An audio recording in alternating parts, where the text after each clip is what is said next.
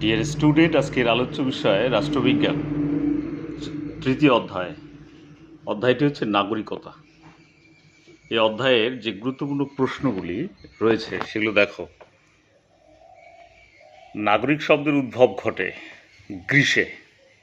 নাগরিক কথাটির উৎপত্তি হয়েছে কোন শব্দ থেকে? উত্তর হচ্ছে নগর থেকে। একটি রাষ্ট্রের স্থায়ী বাসিন্দা, এটার অ্যান্সার হচ্ছে এ নাম্বার অপশন, নাগরিক। পরের প্রশ্ন, নাগরিকত্ব কাকে বলে? সমাজের মঙ্গল সাধনের জন্য নিজের সুচিন্তিত বিচার বুদ্ধি প্রয়োগের ক্ষমতা। নাগরিক বলতে কি বোঝো? একটি রাষ্ট্রের স্থায়ীভাবে বসবাসকারী ও রাষ্ট্রের প্রতি আনুগত্য প্রদর্শনকারী ব্যক্তি। বিদেশী কাকে বলে? যখন কোনো ব্যক্তি তার নিজ রাষ্ট্র ছেড়ে বিশেষ কোনো কার্য উপলক্ষে অন্য রাষ্ট্রের সাময়িকভাবে বসবাস করে। নাগরিক ও বিদেশির মধ্যে দুটি পার্থক্য দেখাও। এ নম্বর অপশন, নাগরিকরা রাষ্ট্রের স্থায়ী বাসিন্দা ও বিদেশিরা অস্থায়ী বাসিন্দা। রাষ্ট্র তার নাগরিকের কাছে সমস্ত কর্তব্য পালনের দাবি করে ও বিদেশিরা বিদেশিদের কাছে করে না। ভারতে বসবাসকারী একজন ইংরেজ বিদেশি। নাগরিকতা অর্জনের দুটি পদ্ধতি। ডি নম্বর অপশন, স্বাভাবিক বা জন্মসূত্রে পাওয়া এবং কৃত্রিম উপায়ে অর্থাৎ অনুমোদনের দ্বারা নাগরিক। নাগরিকতা অর্জনের রক্তের সম্পর্কের নীতি বা রক্তদান নীতি বলতে বোঝায় শিশু যে রাষ্ট্রেই জন্মগ্রহণ করুক না কেন, তার পিতামাতা যে রাষ্ট্রের নাগরিক, শিশুটি সেই রাষ্ট্রের নাগরিকতা অর্জন করবে। নাগরিকতা অর্জনের জন্মস্থান নীতি বলতে কি বোঝায়? একটি শিশু যে রাষ্ট্রে জন্মগ্রহণ করবে পরিণত বয়সে সেই রাষ্ট্রের নাগরিকত্ব লাভ করবে। দ্বৈত নাগরিকতা কাকে বলে? রক্তের সম্পর্কের নীতি ও জন্মস্থান নীতি অনুসারে একই সঙ্গে দুটি ভিন্ন দেশের নাগরিকতা অর্জন করাকে দ্বৈত নাগরিকতা বলা হয়। দ্বৈত নাগরিকতার সমস্যা সমাধানের জন্য যে কোনো একটি উপায়।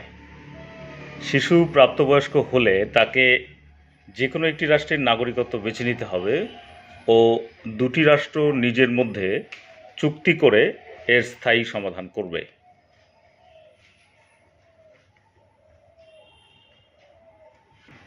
দ্বৈত নাগরিকত্ব কোন দেশে দেখা যায়? মার্কিন যুক্তরাষ্ট্রে। কোনো নাগরিক মার্কিন যুক্তরাষ্ট্রের রাষ্ট্রপতি হতে পারেন কিরূপ নাগরিক হলে? উত্তর হচ্ছে জন্মসূত্রে। অনুমোদন সিদ্ধ নাগরিক মার্কিন রাষ্ট্রের রাষ্ট্রপতি হতে পারে না। কোন রাষ্ট্রগুলিতে জন্মসূত্রে নাগরিক ও আইন অনুমোদিত নাগরিকদের মধ্যে পার্থক্য করা যায়? উত্তর হচ্ছে ফ্রান্স, বেলজিয়াম, মার্কিন যুক্তরাষ্ট্রের সবগুলি। রাষ্ট্রহীন ব্যক্তি কাকে বলে? কোনো গুরুতর অপরাধের জন্য স্বদেশ থেকে প্রত্যাখ্যাত কোনো ব্যক্তির নাগরিকতা যখন রাষ্ট্র কেড়ে নেয়। সুনাগরিকতার পথে দুটি প্রতিবন্ধকতা হলো নির্লিপ্ততা আর হচ্ছে স্বার্থপরতা।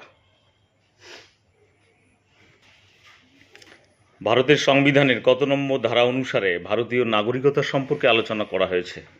5 থেকে 11 নং ধারায়। ভারতীয় সংবিধানের 11 নং ধারা কর্তৃক প্রদত্ত ক্ষমতা বলে ভারতীয় পার্লামেন্ট নাগরিকতা আইন প্রণয়ন করেছিল 1955 খ্রিস্টাব্দে।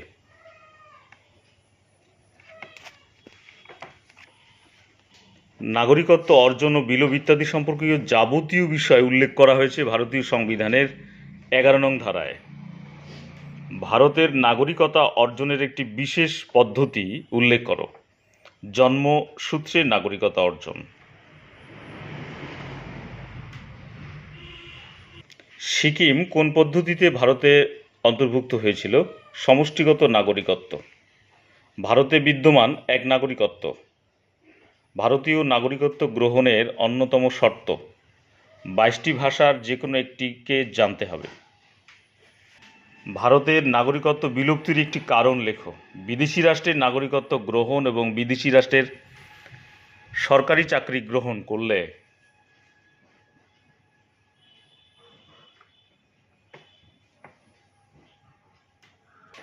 ভারতে পূর্ণ নাগরিকত্ব অর্জন করা যায় কোন বয়সে? 18 বছর বয়সে। বিদেশিরা কোন অধিকার ভোগ করতে পারে না? রাজনৈতিক অধিকার। পরের প্রশ্ন, জন্মসূত্রে নাগরিকতা অর্জনের প্রধান দুটি পদ্ধতি হচ্ছে রক্তের সম্পর্কের নীতি ও জন্মস্থান নীতি। জন্মসূত্রে অর্জন করাই হলো নাগরিকত্ব অর্জনের স্বাভাবিক পদ্ধতি। ভারতে এক নাগরিকত্ব দেখা যায়।